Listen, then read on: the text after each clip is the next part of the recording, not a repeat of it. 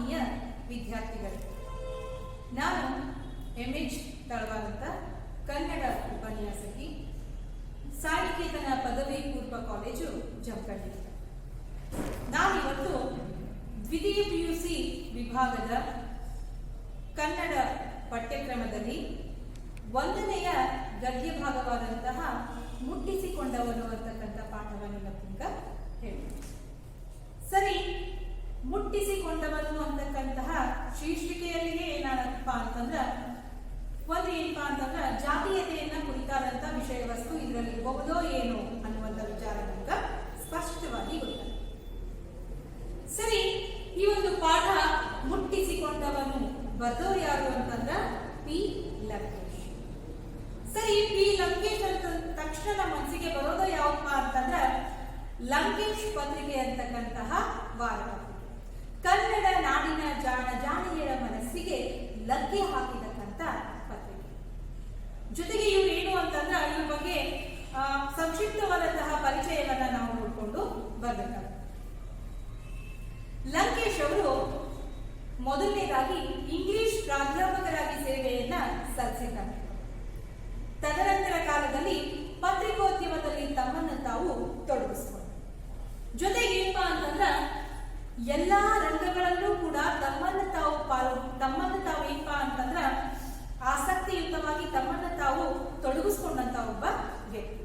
ಅದು ಕಥಾ ಸಂಕಲನ ಆಗಿರಬಹುದು, ಕವನ ಸಂಕಲನ ಆಗಿರಬಹುದು, ನಾಟಕ ಆಗಿರಬಹುದು, ಪತ್ರಿಕೋದ್ಯಮ ಆಗಿರಬಹುದು, ಎಲ್ಲದರಲ್ಲೂ ಕೂಡ ಏನಪ್ಪಾ ಅಂತಂದ್ರ ತಮ್ಮನ್ನು ತಾವು ತೊಡಗಿಸ್ಕೊಂಡ್ರು. ಸರಿ, ಲಂಕೇಶ್ ಅವ್ರ ಬಗ್ಗೆ ನೋಡೋದಾಯ್ತು ಅಂತಂದ್ರ ಕಾಲ 1935ರಿಂದ 2000 ಇಸ್ವಿ. ಇನ್ನು ಹುಟ್ಟಿದ್ದು ಶಿವಮೊಗ್ಗ ಜಿಲ್ಲೆಯ ಕೊನಗವಳ್ಳಿ ಅಂತಕ್ಕಂತಹ ಗ್ರಾಮ. ಸಾಕಷ್ಟು ಕೃತಿಗಳನ್ನ ಬರೀತಾರೆ. ಅದರ ಪ್ರಮುಖವಾದಂತಹ ಕೃತಿಗಳು ಕೆರೆಯ ನೀರನ್ನು ಕೆರೆಗೆ ಚೆಲ್ಲಿ, ನಾನಲ್ಲ, ಉಮಾಪತಿಯ ಸ್ಕಾಲರ್ಶಿಪ್ ಯಾತ್ರೆ ಮುಂತಾದ ಅಷ್ಟ ಪ್ರಮುಖವಾದಂತಹ ಕೃತಿಗಳನ್ನ ರಚನೆ ಮಾಡಿದಂಥವರು. ಜೊತೆಗೆ ಕಥಾ ಸಂಕಲನಗಳನ್ನ ನಾವು ನೋಡೋದಾಯಿತು ಅಂತಂದ್ರೆ ಕಲ್ಲು ಕರಗುವ ಸಮಯ ಮತ್ತು ಇತರೆ ಇವರ ಕಥಾ ಸಂಕಲನಗಳು. ಅಷ್ಟೇ ಅಲ್ಲದೆ ನಾಟಕಗಳನ್ನು ಬರೆದ ಕೀರ್ತಿ ಇವರಿಗೆ ಸಲ್ಲ. ಸಾಕಷ್ಟು ರಂಗಾಸಕ್ತರ ಅಭಿಮಾನವನ್ನು ಪಡೆದಂತಹ ಒಬ್ಬ ವ್ಯಕ್ತಿ. ಅವರ ಪ್ರಮುಖವಾದಂತಹ ನಾಟಕಗಳಲ್ಲಿ ನಾವು ನೋಡ್ತೀವಿ ತೆರೆಗಳು, ಸಂಕ್ರಾಂತಿ, ಗುಣಮುಖ, ಕತೆ, ಕವನ, ಕಾದಂಬರಿ, ನಾಟಕ, ವಿಮರ್ಶೆ, ಸಿನಿಮಾ, ಪತ್ರಿಕೋದ್ಯಮ, ಹೀಗೆ ಎಲ್ಲಾ ಕ್ಷೇತ್ರಗಳಲ್ಲಿ ತಮ್ಮನ್ನ ತಾವು ಏನಪ್ಪಾ ಅಂತಂದ್ರ ಸಕ್ರಿಯವಾಗಿ ಪಾಲ್ಗೊಳ್ಳುವಂಗ ಮಾಡಿದಂತ ಒಬ್ಬ ಬಹುಮುಖಿ ಪ್ರತಿಭೆಯುಳ್ಳ ವ್ಯಕ್ತಿ. ಸರಿ, ಇವ್ರ ಬಗ್ಗೆ ನಾವು ಪರಿಚಯವನ್ನ ನೋಡಿದ ನಂತರ ಬರ್ತೀವಿ ಈ ಒಂದು ಮುಟ್ಟಿಸಿಕೊಂಡವನು ಪಾಠದೊಳಗೆ ಬರುವಂತಹ ಪಾತ್ರಗಳ ಪರಿಚಯ. ಸರಿ, ಪಾತ್ರಗಳ ಪರಿಚಯ ನೋಡೋದಕ್ಕಿಂತ ಮುಂಚೆ ಈ ಒಂದು ಗದ್ಯದ ಆಶಯವನ್ನ ನೋಡೋದು ಕೂಡ ಬಹಳ ಪ್ರಮುಖ ಆಗಿದೆ. ಜಾತಿ ಪದ್ಧತಿ ಶತಶತಮಾನಗಳಿಂದಲೂ ಕೂಡ ಬಂದಿರುವಂತಹ ಅನಿಷ್ಟ ಪದ್ಧತಿ. ನಾವು ಎಷ್ಟೇ ಮುಂದುವರೆದ್ರೂ ಕೂಡ ಈ ಒಂದು ಜಾತಿ ಪದ್ಧತಿಯ ಅನಿಷ್ಟ ಪದ್ಧತಿಯಿಂದ ಎದ್ದು ಬರೋದು ನಮ್ಮಿಂದ ಸಾಧ್ಯ ಆಗಿಲ್ಲ. ಸಂಪೂರ್ಣವಾಗಿ ಇದನ್ನ ಮೂಲೋತ್ಪಾದನೆ ಮಾಡುವಲ್ಲಿ ನಾವು ವಿಫಲ ಅಂತೂ ಕಂಡಿದ್ದಾರೆ. ಇದೊಂದು ಕ್ರೂರ ಪದ್ಧತಿ ಅಂತ ನಾವು ಇದನ್ನ ಕರಿತೀವಿ. ಸಾಕಷ್ಟು ಶಿಕ್ಷಣ, ನಗರೀಕರಣ, ವೈಜ್ಞಾನಿಕ ಕ್ಷೇತ್ರಗಳಲ್ಲೂ ಕೂಡ ನಾವು ಮುಂದುವರೆದ್ರೂ ಈ ಜಾತಿ ಪದ್ಧತಿಯಿಂದ ಬಿಡುಗಡೆಯನ್ನ ಪಡೆಯೋದಕ್ಕೆ ನಮ್ಗೆ ಇದುವರೆಗೂ ಸಾಧ್ಯ ಆಗಿಲ್ಲ. ಸರಿ, ನಮ್ಮ ದೇಶ ಇದರಿಂದ ಮುಕ್ತ ಆಗಬೇಕು ಅಂತಕ್ಕಂತಹ ಆಶಯ ಈ ಒಂದು ಗದ್ಯ ಪಾಠದಿಂದ ನಾವು ತಿಳ್ಕೊಳ್ತೀವಿ. ಸರಿ, ತದನಂತರ ಏನಪ್ಪಾ ಅಂತಂದ್ರ ಸಂತರು, ವಚನ ಸಾಹಿತ್ಯ, ದಾಸ ಸಾಹಿತ್ಯ ಎಲ್ಲರೂ ಕೂಡ ಹೇಳಿದ್ವು ಅಂತ ಏನಪ್ಪಾ ಅಂತಂದ್ರ ಯಾವ ಜಾತಿನೂ ಕೂಡ ಶ್ರೇಷ್ಠ ಅಲ್ಲ, ಯಾವ ಜಾತಿನೂ ಕೂಡ ಕನಿಷ್ಠ ಅಲ್ಲ. ಇಲ್ಲಿ ವ್ಯಕ್ತಿತ್ವ ಮಾತ್ರ ಮುಖ್ಯ ಆಗತ್ತ ವಿನಃ ಆತ ಯಾವ ಜಾತಿ ಅಥವಾ ಮೇಲು ಕೀಳು, ಬಡವ, ಬಲ್ಲಿದ ಇದ್ಯಾವುದು ಕೂಡ ಏನಾಗೋದಿಲ್ಲ ಅಂತಂದ್ರ ಪ್ರಮುಖ ಆಗೋದಿಲ್ಲ. ಸಮಾಜದಲ್ಲಿ ಎಲ್ಲರೂ ಕೂಡ ಈ ಮುಖ್ಯ ವಾಹಿನಿಯಲ್ಲಿ ಒಂದಾಗಿ ಬದುಕಬೇಕು ಅಂತಕ್ಕಂತಹ ಸಾರವನ್ನ ನಾಡಿಗೆ ಉಣಬಡಿಸಿದ್ದು ಏನಪ್ಪಾ ಅಂತಂದ್ರ ಈ ಶರಣರು ಮತ್ತು ಸಂತರು ತಮ್ಮ ಹಾಡುಗಳ ಮೂಲಕ, ತಮ್ಮ ಕೀರ್ತನೆಗಳ ಮೂಲಕ. ಈ ರೀತಿಯಾಗಿ ಸಮಾಜ ಏನಪ್ಪಾ ಅಂತಂದ್ರ ಸ್ವಸ್ಥವಾಗಿ ಇರಬೇಕು ಅಂತಂದ್ರ, ಸಮಾಜದ ಸ್ವಸ್ಥತೆಯನ್ನ ನಾವು ಎಲ್ಲಿ ಕಾಣ್ತೀವಿ ಅಂತಂದ್ರ ಈ ಜಾತೀಯತೆ ಅಂತಕ್ಕಂತಹ ಹೊರಗೆ ಬಂದಾಗ ಮಾತ್ರ ಸಾಧ್ಯ. ಈ ದೃಷ್ಟಿಯಲ್ಲಿ ಲಂಕೇಶ್ ಅವರನ್ನ ನಾವು ಒಬ್ಬ ಸೃಷ್ಟಿಕರ್ತ ಅಂತ ಹೇಳಿ ಕರೀತೀವಿ. ಯಾಕಂತಂದ್ರ ಇದುವರೆಗೂ ದೇಶ ಎದುರಿಸಿರ್ತಕ್ಕಂತಹ ಸಮಸ್ಯೆ ಒಳಗ ಈ ಜಾತಿ ಪದ್ಧತಿ ಕೂಡ ಒಂದು. ಈ ಅನಿಷ್ಟ ಪದ್ಧತಿಯನ್ನ ತಮ್ಮ ಒಂದು ಕಥಾನಕದ ಮೂಲಕ ಒಂದು ಸಣ್ಣ ಕಥೆಯನ್ನ, ಆ ಕಥೆ ಒಳಗೆ ಏನಪ್ಪಾ ಅಂತಂದ್ರ ಎಲ್ಲಾ ಪಾತ್ರಗಳಿಗೂ ಕೂಡ ಅದರದೇ ಆದಂತಹ ತೂಕ ಇದೆ. ತೂಕ ಅಂತಂದ್ರೆ ಇಲ್ಲಿ ಪ್ರಮುಖವಾದಂತಹ ವಿಷಯ ವಸ್ತುಗಳು ಕೂಡ ಈ ವಿಷಯ ವಸ್ತುಗಳು ಈ ಕಥೆಯನ್ನ ಯಾವ ರೀತಿಯಲ್ಲಿ ತಗೊಂಡು ಹೋಗ್ತೈತಿ ಅನ್ನೋದನ್ನ ನಾವಿಲ್ಲಿ ನೋಡ್ತೀವಿ. ಹೀಗಾಗಿ ಪ್ರಮುಖವಾದಂತಹ ಪಾತ್ರಧಾರಿಗಳನ್ನ ನಾವಿಲ್ಲಿ ನೋಡ್ತೀವಿ. ಈ ಒಂದು ಕಥೆಯ ಕಥಾನಕದ ವಸ್ತುನ ಏನು ಅಂದಂಗಾಯ್ತು ಅಂತಂದ್ರ ಜಾತಿ ಪದ್ಧತಿಯಿಂದ ನಾವು ಯಾವ ರೀತಿ ಮುಕ್ತಿಯನ್ನ ಪಡಿಬೇಕು, ಅಥವಾ ಒಬ್ಬ ಸಾಮಾನ್ಯ ಬಡ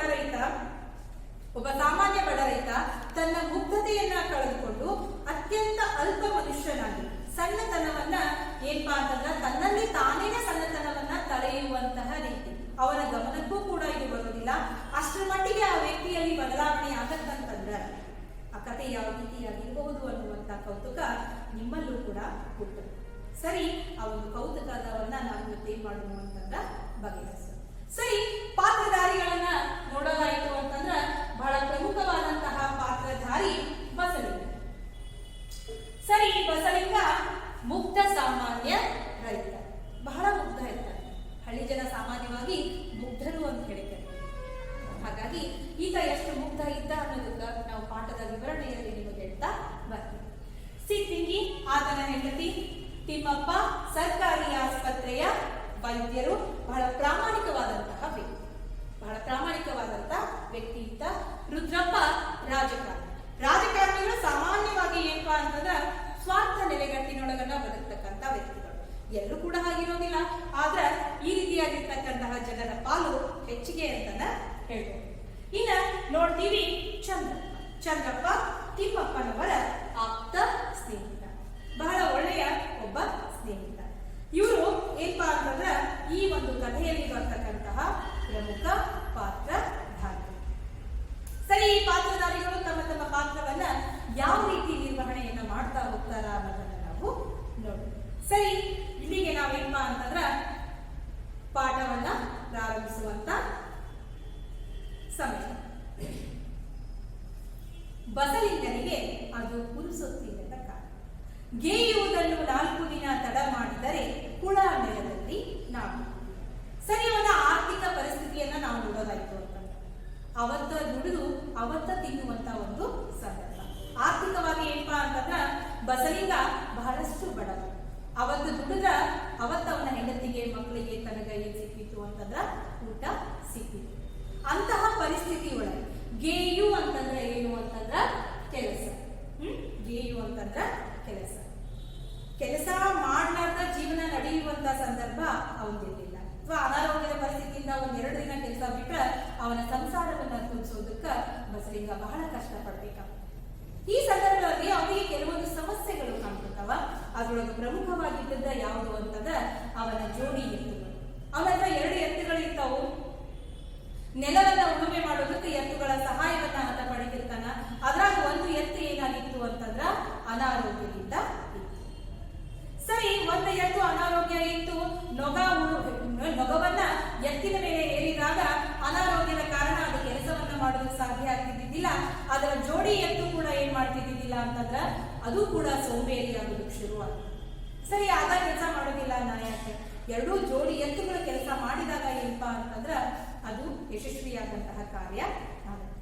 ಹೀಗಿದ್ದಾಗ ಇರುವಂತ ಒಂದು ಎತ್ತು ಸೋಂಬೇರಿ ಆಗತೈತಿ, ಆರೋಗ್ಯವಾಗಿರುವಂತದ್ದು.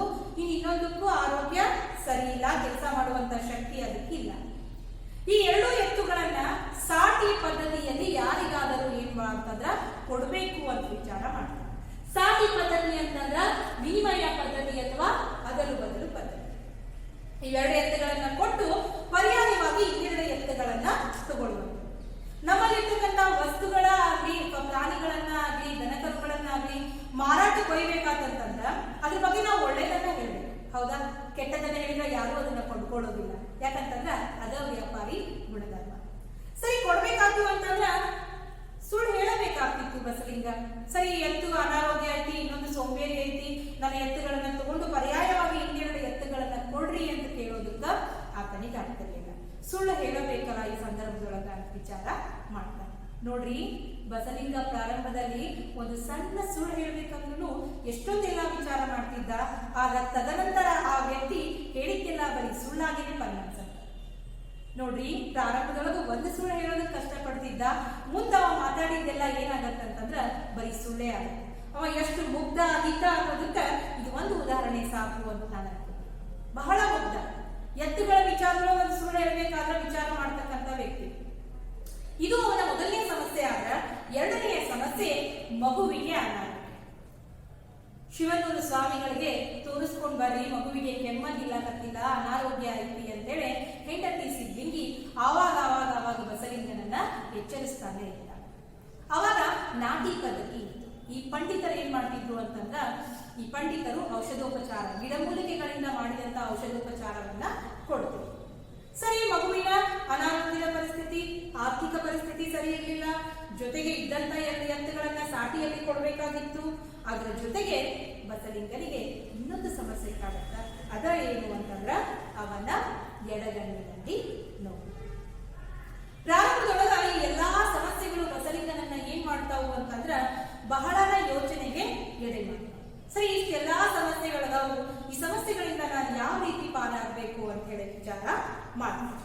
ಇದೇ ಸಮಯದಲ್ಲಿ ಆ ಕಣ್ಣು ಬೇಳೆಯನ್ನ ಪ್ರಾರಂಭದಲ್ಲಿ ಏನ್ ಮಾಡ್ತಾನಂತಂದ್ರ ನಿರ್ಲಕ್ಷ್ಯ ಮಾಡ್ತಾನೆ.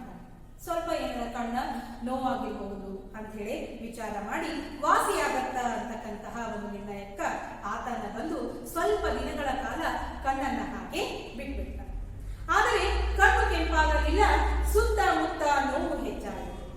ಸಾಮಾನ್ಯವಾಗಿ ಕಣ್ಣು ಬೇಳೆ ಅಂತಂದ್ರ ಕಣ್ಣು ಸ್ವಲ್ಪ ಕೆಂಪಾಗತ್ತ, ಸ್ವಲ್ಪ ಬಿಸಿ ಆಗತ್ತ. ಆದ್ರ ಕಾಲಕ್ರಮೇಣ ಇವನ ಕಣ್ಣಿನ ನೋವು ಬೇರೆ ರೀತಿಯಾಗಿನೇ ಏನಪ್ಪಾ ಅಂತಂದ್ರ ಕಾಣಿಸ್ತಾ ಹೋಗುತ್ತೆ. ದೃಷ್ಟಿ ಏನಪ್ಪಾ ಅಂತಂದ್ರೆ ಕ್ರಮೇಣ ಕಮ್ಮಿ ಆಗ್ತಾ ಬರುತ್ತೆ. ಕಣ್ಣಿನ ನೋವು ವಿಪರೀತ ಆಗುತ್ತೆ. ಕಣ್ಣು ಏನಪ್ಪಾ ಅಂತಂದ್ರ ಕ್ರಮೇಣ ತನ್ನ ಸಂಪೂರ್ಣವಾದಂತಹ ಅಸ್ತಿತ್ವವನ್ನ ಕಳ್ಕೊತಾ ಬರುತ್ತೆ. ಈ ನೋವು ಬಲಗಣ್ಣಿನಲ್ಲಿರಲಿಲ್ಲ. ಪ್ರಾರಂಭದೊಳಗ ಕೇವಲ ಎಡಗಣ್ಣಿನಲ್ಲಿ ಮಾತ್ರ ನೋವಿತ್ತು, ಬಲಗಣ್ಣಿನೊಳಗ ನೋವು ಇರಲಿಲ್ಲ. ಇನ್ನ ಎಡಗಣ್ಣು ನೋವಿನೊಂದಿಗೆ ಸ್ವಲ್ಪ ಮಂದವಾಗುತ್ತಿದ್ದಂತೆ ಅನ್ನಿಸತೊಡಗಿತು. ಎಡಗಣ್ಣು ಆ ನೋವಿಗೆ ಅದರ ದೃಷ್ಟಿ ಏನಾಯಿತು ಅಂತಂದ್ರ ಕ್ರಮೇಣವಾಗಿ ಮಂದ ಅಂತ ಹೋಯಿತು. ಜೊತೆಗೆ ಇದರಿಂದ ಅವನಿಗೆ ಹೆದರಿಕೆ ಕೂಡ ಶುರು ಆಯಿತು. ನಗರದ ಎತ್ತಿನ ವೈದ್ಯರಿಗೆ ತೋರಿಸ್ತಾರ, ಅವರು ಕೂಡ ಔಷಧೋಪಚಾರವನ್ನ ಕೊಡ್ತಾರ. ಆದ್ರೆ ಯಾವುದೂ ಕೂಡ ಏನಾಗೋದಿಲ್ಲ ಅಂತಂದ್ರೆ ಅವನಿಗೆ ವಾಸಿ ಆಗೋದಿಲ್ಲ. ಇನ್ನು ಹೋಗಿ ಹೆಂಡತಿ ಹತ್ರ ಈ ವಿಚಾರ ಹೇಳ್ಕೋಬೇಕಾ? ಆಗ ಹೆಂಡತಿಯ ಪರಿಸ್ಥಿತಿ ಯಾವ ರೀತಿಯಾಗಿತ್ತು ಅಂತಂದ್ರ ಎಲ್ಲವನ್ನೂ ಏನ್ ಮಾಡ್ತಿದ್ರು ಆಕೆ ಅಂತಂದ್ರ ಅಷ್ಟೊಂದು ಕಾಳಜಿ ಅವನ ಮೇಲೆ ಇರಲಿಲ್ಲ. ಎಲ್ಲವನ್ನೂ ನಿರ್ಲಕ್ಷ್ಯ ಮಾಡ್ತಿದ್ರು. ಅದು ನಿಮ್ಮ ಊಹೆ ಆಗೈತಿ ಅಂತ ಹೇಳಿ ಅಂತಿದ್ರು. ಏನೇ ಒಂದು ವಿಷಯವನ್ನ ಹೇಳಿದ್ರು ಕೂಡ ಅಷ್ಟು ಗಂಭೀರವಾಗಿ ಹೆಂಡತಿ ಏನ್ ಮಾಡ್ತಿದ್ದಿಲ್ಲ ಅಂತಂದ್ರ ತಗೋತಿದ್ದಿಲ್ಲ. ಹೀಗಾಗಿ ಹೆಂಡತಿಯ ಮುಂದೆ ಹೇಳೋದು ಕೂಡ ವ್ಯರ್ಥ ಅಂತ ಹೇಳಿ ವಿಚಾರ ಮಾಡಿದ. ಹಾಗೆ ಇವ ತೋರಿಸಿದಂತ ಎಲ್ಲಾ ವೈದ್ಯರು ಕೂಡ ಹೇಳಿದ್ದು ಕಣ್ಣಿನ ನೋವು ವಾಸಿ ಆಗತ್ತಂತ ಹೇಳ್ತಾರ, ಎಲ್ಲಾ ಔಷಧೋಪಚಾರವನ್ನ ಕೊಡ್ತಾರ. ಆದ್ರೆ ಯಾವುದೂ ಕೂಡ ಏನಾಗೋದಿಲ್ಲ ಅಂತಂದ್ರ ಔಷಧೋಪಚಾರ ಕೆಲಸ ಮಾಡ್ತೀವಿ. ಸರಿ, ಇಷ್ಟೆಲ್ಲ ಆದ್ಮೇಲೆ ಹೆಂಡತಿ ಹತ್ರ ಹೇಳೋದು ವ್ಯರ್ಥ ಅಂತ ಅನ್ಕೊಂಡು ತನ್ನ ಸ್ನೇಹಿತರ ಬಳಗದಲ್ಲಿ ಈ ವಿಷಯವನ್ನ ಚರ್ಚೆ ಮಾಡ್ತಾರೆ. ಅವಾಗ ಆ ಎಲ್ಲಾ ಸ್ನೇಹಿತರ ಬಾಯಿ ಒಳಗೆ ಬಂದಂತಹ ಒಬ್ಬ ವ್ಯಕ್ತಿ ಯಾರು ಅಂತಂದ್ರ ಡಾಕ್ಟರ್ ತಿಮ್ಮಪ್ಪ, ಸರ್ಕಾರಿ ಆಸ್ಪತ್ರೆಯ ವೈದ್ಯರು. ಡಾಕ್ಟರ್ ತಿಮ್ಮಪ್ಪನವ್ರ ಬಗ್ಗೆ ವಿಚಾರಗಳು ಹೆಂಗಿತ್ತು ಅಂತಂದ್ರ ಬಹಳ ಒಳ್ಳೆಯ ವ್ಯಕ್ತಿ, ಬಹಳ ಒಳ್ಳೆ ರೀತಿಯಾದಂತಹ ಚಿಕಿತ್ಸೆಯನ್ನ ಕೊಡ್ತಾರ, ಬಹಳ ಪ್ರಾಮಾಣಿಕವಾದಂತಹ ವ್ಯಕ್ತಿ. ಅವ್ರ ಹತ್ರ ಹೋದ್ರೆ ಸಾಕು ಎಲ್ಲಾ ಕಾಯಿಲೆಯನ್ನು ವಾಸಿ ಆಗತ್ತ ಅನ್ನುವಂತ ಒಂದು ನಂಬಿಕೆ ಜನರಲ್ಲಿ ಇತ್ತು. ಆಗ ಸಾಮಾನ್ಯವಾಗಿ ನಾವು ಸರ್ಕಾರಿ ಆಸ್ಪತ್ರೆ ಅಂತಂದ್ರೆ ನಮ್ಮ ಮನಸ್ಸಿನಾಗಿರುವಂತ ಭಾವನೆ ಏನು ಅಂತಂದ್ರ ದಿಕ್ಕು ದಿವಾಳಿ ಇಲ್ಲದವರು ಹೋಗುವಂತ ಜಾಗ. ಸರಿಯಾಗಿ ನಮಗೆ ಸರಿಯಾದ ಚಿಕಿತ್ಸೆ ಸಿಗೋದಿಲ್ಲ ಅಂತ ಅನ್ಕೋತೀವಿ. ಬಸಲಿಂಗನೂ ಕೂಡ ಅದರ ಭಾವನೆಯನ್ನ ಕಾಡ್ತಾನ. ಸರ್ಕಾರಿ ಆಸ್ಪತ್ರೆ ಒಳಗ ನಮ್ಮನ್ನ ಸರಿಯಾಗಿ ನೋಡ್ಕೊಳ್ಳೋದಿಲ್ಲ, ನಮ್ಮ ಚಿಕಿತ್ಸೆ ಸರಿಯಾಗೋದಿಲ್ಲ, ನಮ್ಮ ರೋಗ ವಾಸಿ ಆಗೋದಿಲ್ಲ ಅಂತ.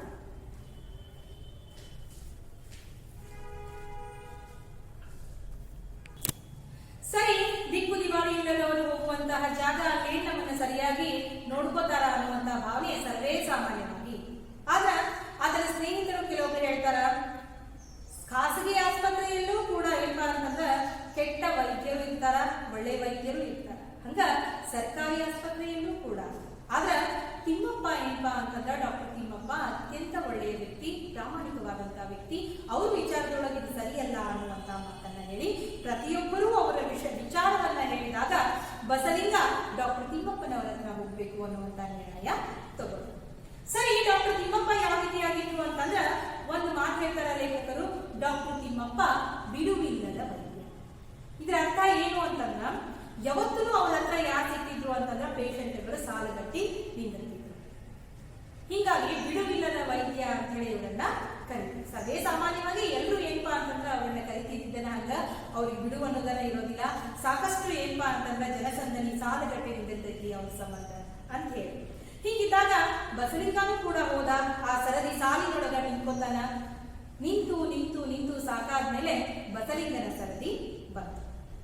ಸರಿ, ಬಸಲಿಂಗನ ಸರದಿ ಬಂದಾಗ ಹೋಗ್ತಾನ, ವೈದ್ಯರ ಹತ್ರ ಹೋಗಿ ತನ್ನ ಎಲ್ಲಾ ಸಮಸ್ಯೆಗಳನ್ನ ಒಟ್ಟಿಗೆ ಹೇಳ್ತಾನೆ. ನೋಡಿ, ಬಸಲಿಂಗ ಎಷ್ಟು ಮುಗ್ಧ ಅನ್ನೋದಕ್ಕ ಇದು ಒಂದು ಉತ್ತಮವಾದಂತ ಉದಾಹರಣೆ ಅಂತ ಹೇಳ್ಬೋದು. ನಾವು ವೈದ್ಯರ ಹತ್ರ ಹೋದ್ರೆ ನಮ್ಮ ದೈಹಿಕವಾದಂತ ಕಾಯಿಲೆಯನ್ನ ಮಾತ್ರ ಹೇಳ್ಕೊತೀವಿ. ಆದ್ರೆ ಬಸಲಿಂಗ ಹಂಗಲ್ಲ, ತನ್ನ ಆರ್ಥಿಕ ಸಮಸ್ಯೆಯನ್ನ ಹೇಳ್ಕೊತಾನ, ತನ್ನ ಸಂಸಾರದ ಸಮಸ್ಯೆಯನ್ನ ಹೇಳ್ಕೊತಾನ, ಜೊತೆಗೆ ತನ್ನ ಎತ್ತುಗಳ ಪರಿಸ್ಥಿತಿಯನ್ನ ಹೇಳ್ಕೊತಾನ. ಆಗ ಡಾಕ್ಟರ್ ತಿಮ್ಮಪ್ಪನಿಗೆ ಒಂಥರ ಎಷ್ಟು ಮುಗ್ಧ ಈ ವ್ಯಕ್ತಿ ಅಂತ ಅನಿಸ್ಬಿಡುತ್ತೆ. ತನ್ನ ಎಲ್ಲಾ ಸಮಸ್ಯೆಗಳನ್ನ ಒಟ್ಟಿಗೆ ನಮಗೆ ಹೇಳ್ಕೊತಾನ ಅಂತಂದ್ರ ಈ ವ್ಯಕ್ತಿ ಎಷ್ಟು ಮುಗ್ಧ ಇರಬಹುದು ಅಂತ ಹೇಳಿ ವೈದ್ಯರ ವಿಚಾರ ಮಾಡ್ತಾರೆ. ತನ್ನ ಮಲಗಿರುವ ಎತ್ತುಗಳಿಂದ ಹಿಡಿದು ತನ್ನ ಮಗುವಿಗೆ ಆರಾಮಿಲ್ಲದೆ ಇರೋದು, ತನ್ನ ಆರ್ಥಿಕ ಪರಿಸ್ಥಿತಿ, ತನ್ನ ಕಣ್ಣಿನ ನೋವು ತನ್ನನ್ನು ಎಷ್ಟು ಘಾಸಿಗೊಳಿಸೈತಿ ಅನ್ನುವಂತ ವಿಚಾರವನ್ನ ವೈದ್ಯರ ಮುಂದೆ ಹರಿಕೆ ಮಾಡ್ತಾರೆ. ಸರಿ, ಡಾಕ್ಟರ್ ತಿಮ್ಮಪ್ಪ ತಮ್ಮ ಸೂಟಿಯಾದ ಬೆರಳುಗಳಿಂದ ಬಹಳ ಆತ್ಮೀಯವಾಗಿ ಬಹಳ ಪ್ರೀತಿಯಿಂದ ಅವರನ್ನೇನ್ ಮಾಡ್ತಪ್ಪ ಅಂತಂದ ಚಿಕಿತ್ಸೆ ಮಾಡ್ತಾರೆ. ವಿಶ್ವಾಸ ತುಂಬಿದ ಮಾತುಗಳ ಡಾಕ್ಟರ್. ಇವ್ರ ಮಾತುಗಳು ಹೆಂಗಿತ್ತು ಅಂತಂದ್ರ ಇವ್ರ ಮಾತು ಕೇಳಿದ್ರೆ ಸಾಕು ಅರ್ಧ ರೋಗ ವಾಸಿಯಾದಷ್ಟು ಖುಷಿ ಏನಾಗ್ತಿತ್ತು ಅಂತಂದ್ರೆ ಜನರಿಗೆ ಆಗ್ತಿತ್ತು. ಇಂಥ ಒಂದು ಮಾತು, ಇಂಥ ಒಂದು ಆತ್ಮವಿಶ್ವಾಸ ತುಂಬುವಂತಹ ವೈದ್ಯ ಇವರಾಗಿ.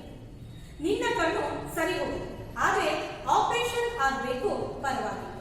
ಸರಿ, ನಿನ್ ಕಣ್ಣು ಸರಿ ಹೋಗತ್ತ, ಆಪರೇಷನ್ ಮಾಡ್ಬೇಕಾಗತ್ತ, ನಡೀತೈತೇನಪ್ಪ ಅಂತೇಳಿ ಕೇಳಿ. ಖಂಡಿತ ಸರಿ ಹೋಗುತ್ತೆ ಎಂಬತ್ತೆ ಬಸಲಿಂಗ ನೋಡಿ. ಸರಿ, ಹಾಗಿದ್ರ ಆಪರೇಷನ್ ಅನ್ನ ಮಾಡ್ರಿ ಅನ್ನುವಂತ ವಿಚಾರವನ್ನ ಬಸಲಿಂಗ ಹೇಳಿ. ಸರಿ, ಮನೆಗೆ ಹೋದ ನಂತರ ಬಸಲಿಂಗ ಇಲ್ಲಿ ನಡೆದಂತ ಎಲ್ಲಾ ವಿಚಾರವನ್ನ ತನ್ನ ಹೆಂಡತಿಯ ಹತ್ರ ಹೇಳೋದು. ಕೇವಲ ಏನಪ್ಪಾ ಅಂತಂದ್ರ ತನ್ನ ಮನಸ್ಸಿನೊಳಗ ಡಾಕ್ಟರ್ ಹೇಳಿದಂತ ವಿಚಾರವನ್ನ ಇಟ್ಕೋತಾನ. ಸಿದ್ಲಿಕ್ಕೆ ಕೇಳಿದಾಗ ಡಾಕ್ಟರ್ ಹೆಸರನ್ನ ಮಾತ್ರ ಹೇಳಿ, ಇಲ್ಲ ಕಣ್ಣು ಕಮ್ಮಿ ಆಗತ್ತ ಅಂತ ಹೇಳಿ ವೈದ್ಯರು ಹೇಳ್ಯಾರ ಅನ್ನೋ ಮಾತನ್ನ ಮಾತ್ರ ಹೇಳಿ. ಸರಿ, ಎಲ್ಲ ಮುಗಿದ್ಮೇಲೆ ಮರುದಿನ ಆಸ್ಪತ್ರೆಗೆ ಹೋಗ್ಬೇಕಾಗಿತ್ತು ಬಸಲಿಂಗ. ಮರುದಿನ ಮುಂಜಾನೆ ಹಕ್ಕೆ ಹಿತ್ತಲು ನೀರು ನಿಡಿ ಕೆಲಸವನ್ನೆಲ್ಲ ಹಕ್ಕೆ ಅಂತಂದ್ರ ಆಶ್ರಯ.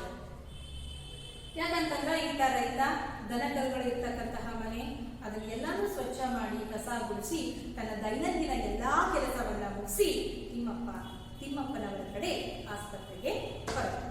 ಸರಿ, ತಿಮ್ಮಪ್ಪನವರು ಎಂತ ವ್ಯಕ್ತಿ ಅಂತಂದ್ರ ಬಸಲಿಂಗನಿಗಾಗಿಯೇ ಕಾಯ್ತಾ ಕೂತಿದ್ರು ಏನೋ ಅಂತಕ್ಕಂತಹ ಭಾವನೆ ನಮ್ಮೆಲ್ಲರಿಗೂ ಕೂಡ ಮೂಡುತ್ತೆ. ಯಾಕಂದ್ರ ವೈದ್ಯರು ಅವ್ರ ಸಂಬಂಧದ ಏನಪ್ಪಾ ಅಂತಂದ್ರ ದಾರಿ ಕಾಯೋ ತರ ಕೂತ್ಕೊಂಡಿದ್ರು. ಸರಿ, ಅನುಭವಿ ವೈದ್ಯರಾದ ತಿಮ್ಮಪ್ಪ ಬಸಲಿಂಗನನ್ನು ಆಪರೇಷನ್ಗೆ ಸಿದ್ಧಗೊಳಿಸಿ ಕೆಲವೇ ನಿಮಿಷಗಳಲ್ಲಿ ಆಪರೇಷನ್ ಅನ್ನ ಮುಗಿಸಿದ್ರು. ಅವನ ಕೈ ಹಿಡಿದುಕೊಂಡು ಹೇಳ್ತಾರ, ನೋಡು, ಇದು ಅತ್ಯಂತ ಸೂಕ್ಷ್ಮವಾದ ಶಸ್ತ್ರಚಿಕಿತ್ಸೆ, ಇದು ಅತ್ಯಂತ ಸೂಕ್ಷ್ಮವಾದಂತಹ ಶಸ್ತ್ರಚಿಕಿತ್ಸೆ. ಹಾಗಾಗಿ ನೀನು ಬಹಳ ಏನಪ್ಪಾ ಅಂತಂದ್ರ ಹುಷಾರಾಗಿ ಇರಬೇಕು. ತಲೆಗೆ ನೀರನ್ನ ಸೋಕಿಸಬಾರ್ದು. ಒಂದು ವೇಳೆ ನೀನು ತಲೆಗೆ ನೀರನ್ನ ಸೋಕಿಸಿದ್ರೆ ನಿನ್ನ ಕಣ್ಣು ಸಂಪೂರ್ಣವಾಗಿ ಹಾಳಾಗುವಂತಹ ಒಂದೇನಪ್ಪಾ ಅಂತ ಸಾಧ್ಯತೆ ಐತಿ ಎನ್ನುವಂತಹ ಮಾತನ್ನ ಬಸಲಿಂಗನಿಗೆ ಹೇಳ್ತಾರೆ. ಆದ್ರ ಇಷ್ಟನ್ನ ಮುಗಿಸ್ಕೊಂಡು ಬಸಲಿಂಗ ಮನೆಗೆ ಬರೋದ್ರೊಳಗ ಆತನ ಹೆಂಡತಿ ಒಂದು ರಾಧಾಂತವನ್ನೇ ಎಬ್ಸಿರ್ತಾರೆ. ಅದೇ ಏನು ಅಂತಂದ್ರ ಅದು ಹೇಗೋ ಸಿದ್ಲಿಂಗಿಗೆ ಗೊತ್ತಾಗಿರುತ್ತ ಡಾಕ್ಟರ್ ತಿಮ್ಮಪ್ಪ ಹೊಲೆಯ ಜಾತಿಗೆ ಸೇರಿದವರು ಅಂತ ಹೇಳಿ. ಆದ್ರೆ ಈ ವಿಚಾರ ಕುರಿತು ಬಸಲಿಂಗನಿಗೆ ತಿಳಿದಿರಂಗಿಲ್ಲ. ಆದ್ರೆ ಬಸಲಿಂಗ ವಿಚಾರ ಮಾಡ್ತಾನ, ನನಗ್ ತಿಳಿದೇ ಇರುವಂತ ವಿಚಾರ ನನ್ನ ಹೆಂಡತಿಗೆ ಗೊತ್ತಾಯ್ತು ಅಂತ ಹೇಳಿ.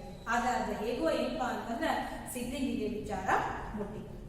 ಸರಿ, ಇಲ್ಲಿ ಯಾವ ರೀತಿ ವಿಚಾರ ಮಾಡ್ತಾರ? ಯಾಕಂದ್ರ ಬಸಲಿಂಗ ಸಂಪೂರ್ಣವಾಗಿ ಆತನ ವ್ಯಕ್ತಿತ್ವವನ್ನ ಬದಲಾಯಿಸಿಕೊಳ್ಳೋದು ಈ ಹಂತದೊಳಗಡೆ. ಕೀಲು ಕುಲದ ವ್ಯಕ್ತಿಯಿಂದ ನಾನು ಮುಟ್ಟಿಸ್ಕೊಂಡು ಬಂದಿ, ಪಾಠದ ಶೀರ್ಷಿಕೆನ ಅದರಿಂದ ಮುಟ್ಟಿಸಿಕೊಂಡ. ಕೀಲು ಕುಲದ ವ್ಯಕ್ತಿಯಿಂದ ನಾನು ಮುಟ್ಟಿಸ್ಕೊಂಡು ಬನ್ನಿ ಅಂತಂದ್ರ ನನ್ನ ಜಾತಿ ಏನಾಗ್ತು ಅಂತಂದ್ರ ಮಲಿನ ಆಯ್ತು. ನನ್ನ ಜಾತಿಯಿಂದ ನನ್ನ ಕುಟುಂಬವನ್ನ ಜಾತಿಯಿಂದ ಬಹಿಷ್ಕಾರ ಮಾಡ್ತಾರ. ನಾನೇನ್ಪಾ ಅಂತಂದ್ರ ಅಪವಿತ್ರ ಆದ್ನಿ ಜಾತಿಯಿಂದ ಅಂತಕ್ಕಂಥ ಭಾವನೆ ಗಂಡ ಮತ್ತು ಹೆಂಡತಿಯಲ್ಲಿ ಇಬ್ಬರಲ್ಲೂ ಕೂಡ ಏನಪ್ಪಾ ಅಂತಂದ್ರ ಶುರುವಾಗುತ್ತೆ. ಕೊನೆಗೆ ಒಂದು ಒಪ್ಪಂದಕ್ಕೆ ಬಂದಾರ. ಅದ ಏನು ಅಂತಂದ್ರ, ನೀನು ಈ ವಿಚಾರನ ಯಾರಿಗೂ ಹೊರಗೆ ಹೇಳ್ಬೇಡ, ನಾನು ಹೇಳೋದಿಲ್ಲ.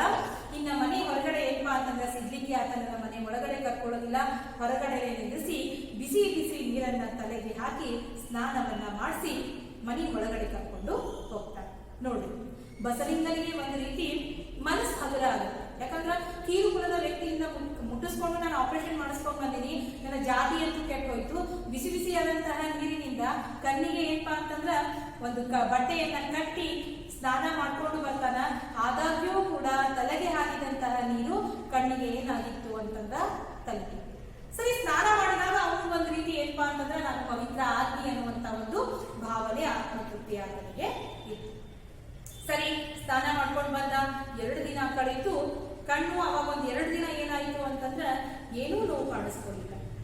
ತದನಂತರ 3ನೇ ದಿನ ಏನಾಯ್ತು ಅಂತಂದ್ರ ಕಣ್ಣಿನ ನೋವು ನಿಧಾನಕ್ಕೆ ಶುರುವಾಗ್ತಾ ಹೋಯ್ತು. ಸರಿ, ಇವಾಗ ಬಸಲಿಂಗ ಇಕ್ಕಟ್ಟಿಗೆ ಸಿಕ್ಕಾಕೊಂಡ. ಪ್ರಾರಂಭದೊಳಗೆ ಏನಾಗಿತ್ತು ಅಂತಂದ್ರ ಗೊತ್ತಿರ್ಲಿಲ್ಲ. ಆ ಜಾತಿಯ ಕೈ ಕೆಳಗೆ ಹೋಗಿ ಆಪರೇಷನ್ ಮಾಡಿಸ್ಕೊಂಡ್ ಬನ್ನಿ. ಈಗ ಅದನ್ನ ಜಾತಿಗಳಿಗೆ ಗೊತ್ತು. ಈಗ ಹೋಗಿ ಮತ್ತೂ ಏನಪ್ಪಾ ಅಂತಂದ್ರ ನಂದು ಏನಪ್ಪಾ ಅಂತಂದ್ರ ಮಡಿ ಮೈಲಿಗೆ ಇದು ಯಾವುದು ಇದೆಲ್ಲ ಏನಪ್ಪಾ ಅಂತ ಮಡಿ ಮೈಲಿಗೆ ನಾನು ಇಡೀ ಜಾತಿಗೆ ನಾನು ಕಳಂಕ ಆಗ್ತೀನಿ ಅನ್ನುವಂತ ವಿಚಾರದಲ್ಲಿ ಬಸಲಿಂಗ ಮಾಡೋದಕ್ಕ ಶುರು ಮಾಡಿದ. ಸರಿ, ಸುಳ್ಳು ಹೇಳಲಾರದ ಬಸಲಿಂಗ 1 ವಾರದೊಳಗೆ ತಿಮ್ಮಪ್ಪನವರನ್ನು ಬಿಟ್ಟು ಬೇರೆಲ್ಲ ಡಾಕ್ಟರ್ಗಳಿಗೆ ತನ್ನ ಕಣ್ಣನ್ನು ತೋರತೊಡಗಿದ. ಇನ್ನು ಡಾಕ್ಟರ್ ಹತ್ರ ಹೋಗಿ ನಡೆದದ್ದೆಲ್ಲ ಹೇಳಿದ್ರ. ಡಾಕ್ಟರ್ ನನ್ನ ಯಾವ ರೀತಿ ಚಿಕಿತ್ಸೆ ಮಾಡ್ತಾನ ಅನ್ನುವಂತ ಭಯ ಬಸಲಿಂಗನಲ್ಲಂತೂ ಇತ್ತು. ಇನ್ನು ಅವ್ಗೆ ಯಾಕೆ ಸುಳ್ಳು ಹೇಳಲು, ಬೇರೆ ಡಾಕ್ಟರ್ ಹತ್ರ ಹೋಗಾಯ್ತು ಅಂತೇಳಿ ನನಗೆ ಪರಿಚಯವಿದ್ದಂತ ಎಲ್ಲಾ ಡಾಕ್ಟರ್ ಕಡೆ ಹೋದ್ರು. ಏನಾಗಲಿಲ್ಲ ಅಂತಂದ್ರ ಬಸಲಿಂಗನ ಕಣ್ಣು ವಾಸಿ ಆಗಲಿಲ್ಲ. ಆದದ್ದನ್ನ ಎಲ್ಲಾ ಡಾಕ್ಟರ್ ಹತ್ರ ಹೇಳ್ತಾನ. ಅವರ ಸಲಹೆಯಂತೆ ಔಷಧಿಯನ್ನು ಕೂಡ ಪಡ್ಕೋತಾನ. ಅದು ನಿಷ್ಪ್ರಯೋಜಕವಾಗಿಯೇ ಉಳಿಯುತ್ತೆ. ಸರಿ, ಇಷ್ಟೆಲ್ಲ ಆದ್ಮೇಲೆ ಏನಪ್ಪಾ ಅಂತಂದ್ರ ಮತ್ ವಾಪಸ್ ಎಲ್ಲಿ ಹೋಗ್ತಾನ ಅಂತಂದ್ರ ತಿಮ್ಮಪ್ಪನವರ ಕಡೆನೆ ಹೋಗುವಂತ ಅನಿವಾರ್ಯ ಪರಿಸ್ಥಿತಿ ಬಸಲಿಂಗನಿಗೆ ಬಂತು. ಸರಿ, ಅವರು ಅವನನ್ನ ಪ್ರೀತಿಯಿಂದಾನ ಪ್ರಶ್ನೆ ಕೇಳಿದ್ರು. ಅವಾಗ ಬಸಲಿಂಗ ಹೇಳ್ತಾನ, ನಾನು ನನ್ನ ತಲೆಗೆ ನೀರನ್ನ ಸೋಕಿಸಿಯೇ ಇಲ್ಲ ಅಂತೇಳಿ. ಆದರೆ ಅವ ಹೇಳಿದಂತ ಸುಳ್ಳು ವೈದ್ಯರಿಗೆ ಗೊತ್ತಾಯ್ತು. ಯಾಕಂದ್ರೆ ಸುಳ್ಳು ಹೇಳುವಾಗ ಕೈ ನಡುಗೋದಿರಬಹುದು ಅಥವಾ ಮುಖದ ಭಾವನೆಗಳಿರಬಹುದು. ಇದೆಲ್ಲ ಏನಪ್ಪಾ ಅಂತಂದ್ರೆ ಸ್ಪಷ್ಟವಾಗಿ ಗೋಚರ ಆಗುತ್ತೆ. ಅದಕ್ಕೆ ಹೇಳ್ತಾರ, ತಂದೆ ತಾಯಿ ಮುಂದ, ಗುರುಗಳ ಮುಂದ, ವೈದ್ಯರ ಮುಂದ ಮತ್ತು ವಕೀಲರ ಮುಂದ ಯಾವತ್ತೂ ಕೂಡ ನಾವು ಸುಳ್ಳು ಹೇಳಬಾರ್ದು. ಸುಳ್ಳು ಹೇಳಿದ್ರೆ ಏನಾಗುದಿಲ್ಲ ಅಂತಂದ್ರ ನಮಗಿರ್ತಕ್ಕಂತಹ ಸಮಸ್ಯೆಯಿಂದ ಏನಪ್ಪಾ ಅಂತಂದ್ರ ನಮಗ ಶಾಶ್ವತವಾದ ಪರಿಹಾರ ಸಿಗೋದಕ್ಕೆ ಸಾಧ್ಯ ಇಲ್ಲ. ಇವು ಸುಳ್ಳು ಹೇಳಕತ್ತಾನ ಅನ್ನುವಂತ ವಿಚಾರ ತಿಮ್ಮಪ್ಪನವರಿಗೆ ಗೊತ್ತಾಯ್ತು. ತದನಂತರ ಏನಪ್ಪಾ ಅಂತಂದ್ರ ನಾ ಹೇಳುವಂತ ಸುಳ್ಳು ವೈದ್ಯರಿಗೆ ಗೊತ್ತಾಯ್ತೋ ಏನೋ ಅಂತ ಹೇಳಿ ಬಸಲಿಂಗ ಒಂದ್ ರೀತಿ ಕಸಿವಿಸಿಯಾಗಿ ವಿಚಾರ ಮಾಡ್ತಾ ನಿಂತ್ಕೊಂಡ. ಅವಾಗ ಹೇಳ್ತಾನ ಬಸಲಿಂಗ ಜಡಗೊಳ್ಳತೊಡಗಿದ. ಸುಳ್ಳು ಹೇಳಿದ ಬಸಲಿಂಗ ಈಗ ಯಾಂತ್ರಿಕವಾಗಿ ಆದದ್ದನ್ನೆಲ್ಲ ಹೇಳಿದ. ಸುಳ್ಳು ಹೇಳಿನಿ ಅನ್ನೋದು ವೈದ್ಯರಿಗೆ ಗೊತ್ತಾಯ್ತು ಅನ್ನೋದು ಅವನಿಗೂ ಕೂಡ ಗೊತ್ತಾಯ್ತು. ಸರಿ, ಇನ್ನೇನು ಮುಚ್ಚಿಟ್ಟು ಉಪಯೋಗ ಇಲ್ಲ ಅಂತ ಹೇಳಿ ನಡೆದಂತ ಎಲ್ಲಾ ವೃತ್ತಾಂತವನ್ನ ಹೇಳಿ ತನ್ನ ಎದೆಯ ಭಾರವನ್ನ ಹಗುರ ಮಾಡ್ಕೊಂಡ.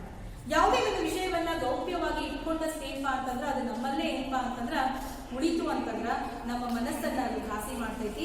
ಆ ವಿಷಯ ವಸ್ತುವನ್ನ ನಾವು ಹೊರಗೆ ಹಾಕಿದ್ವಿ ಅಂತಂದ್ರ ಎದೆ ಭಾರ ಹಗುರ ಆದಂತ ಅನುಭವ ನಮ್ಗೆ ಹೆಂಗೆ ಸಿಗುತ್ತೋ ಹಂಗ ಬಸಲಿಂಗನಿಗೂ ಕೂಡ ಆಯ್ತು. ಭಾರ ಹಿಡಿದಂತೆ ಸುಮ್ಮನೆ ಮೌನವಾಗಿ ಕೂತ.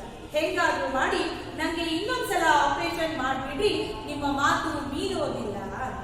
ಹೆಂಗಾರ ಮಾಡ್ರಿ, ಇನ್ನೊಂದ್ಸಲ ಆಪರೇಷನ್ ಮಾಡ್ಬಿಡ್ರಿ, ನಿಮ್ಮ ಮಾತನ್ನ ನಾನು ಮೀರೋದಿಲ್ಲ ಅಂತಂದಾಗ ತಿಮ್ಮಪ್ಪ ಕತ್ತನ್ನ ಅಲ್ಲಾಡಿಸ್ತಾರೆ. ನೋಡ್ರಿ, ಇದರ ಅರ್ಥ ಡಾಕ್ಟರ ಇನ್ನೊಂದು ಸಲ ಆಪರೇಷನ್ ಮಾಡೋದ್ರಿಂದ ಯಾವ ಪ್ರಯೋಜನನೂ ಇಲ್ಲ ಅನ್ನುವಂತ ಮಾತು ಹೇಳ್ತಾರೆ. ಆದ್ರೆ ಇದರಿಂದ ಯಾವ ಪ್ರಯೋಜನನೂ ಆಗೋದಿಲ್ಲ ಅಂತೇಳಿ ಅಂದಾಗ ಆಗಿರೋ ಗಾಯಕ್ಕೆ ಔಷಧಿಯನ್ನ ಮಾತ್ರ ಬಸಲಿಂಗನಿಗೆ ಕೊಟ್ಟು ಕಳಿಸ್ತಾರೆ. ಆಗ ಈ ಒಂದು ವಿಚಾರದೊಳಗ ಬಸಲಿಂಗ ಏನ್ ವಿಚಾರ ಮಾಡ್ತಾನಂತಂದ್ರ, ಡಾಕ್ಟರ್ ತಿಮ್ಮಪ್ಪ ನನಗೆ ಇನ್ನೊಂದ್ಸಲ ಆಪರೇಷನ್ ಮಾಡ್ಬೇಕಾಗಿತ್ತು, ಯಾಕೆ ಮಾಡ್ಲಿಲ್ಲ? ಒಂದ್ಸಲ ಮಾಡಿದ್ರ ನನ್ನ ಕಣ್ಣು ಆರಾಮಾಗ್ತಿತ್ತು ಅನ್ನುವಂತಹ ವಿಷಯವನ್ನ ತನ್ನಲ್ಲೇ ತಾನು ಯೋಚನೆ ಮಾಡ್ತಾನ. ಕೇವಲ ತಿಮ್ಮಪ್ಪನವ್ರು ಏನ್ ಮಾಡ್ತಾರೆ ಅಂತಂದ್ರ ಕೆಲವೊಂದಿಷ್ಟು ಔಷಧಿಗಳನ್ನ ಕೊಟ್ಟು ಬಸಲಿಂಗನನ್ನ ಕಳಿಸ್ತಾರೆ. ಅವಾಗ ಬಸಲಿಂಗ ಬಗ್ಗೆ ತಾಳುವಂತ ಭಾವನೆನೇ ಬೇರೆಯಾಗಿದೆ. ಯಾಕಂತಂದ್ರ ಹೆಂಗೂ ನನ್ನ ಜಾತಿಯನ್ನ ಕೆಡಿಸಿದಂತಹ ವೈದ್ಯ ಯಾರು ಅಂತಂದ್ರೆ ಡಾಕ್ಟರ್ ತಿಮ್ಮಪ್ಪ ನನ್ನ ಜಾತಿಯನ್ನ ಕೆಡಿಸಿದ, ಅಷ್ಟ ಅಲ್ಲದ ನನ್ನ ಕಣ್ಣನ್ನು ಕೂಡ ಹಾಳಾಗೋದಕ್ಕ ಇವಳ ಕಾರಣ ಅನ್ನುವಂತ ಒಂದು ವಿಷಯವನ್ನ ಹೇಳ್ತಾ ಬರ್ತಾನೆ. ಅದೇಕೋ ಬಸಲಿಂಗನಿಗೆ ಸಿಟ್ಟು ಬಂದಿತ್ತು. ಹಾಗಾಗಿ ಅವ ಯಾವ ರೀತಿಯಾಗಿ ಮುಂದಿನ ಹಂತದೊಳಗ ಡಾಕ್ಟರ್